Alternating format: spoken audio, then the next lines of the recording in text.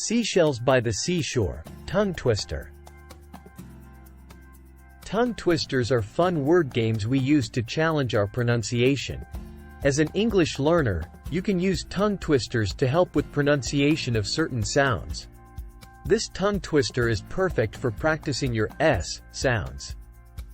Use lots of breath to help you get the hissing S sound strong.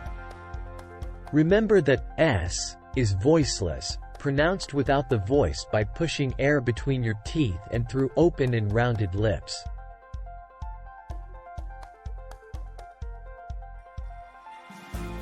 Seashells by the Seashore.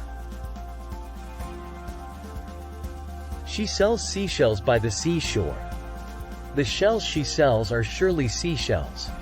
So if she sells shells on the seashore, I'm sure she sells seashore shells.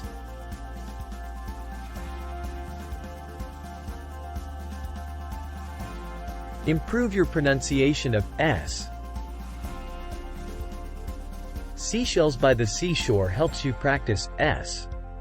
The S sound is voiceless and sometimes confused with the Z sound, which is voiced, or the sh sound, which is also voiceless.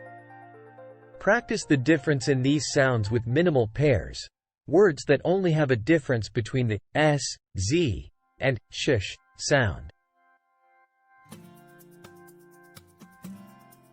Sip, ship, zip, see, z, she, sign, shine, zap, sap. Feel the difference between voiceless and voiced sounds. Place your hand on your throat and say, see, and you will feel no vibration for the S sound. Place your hand on your throat and say, zebra, and you'll feel no vibration at all for the Z, a voiced sound. Please like, share, subscribe,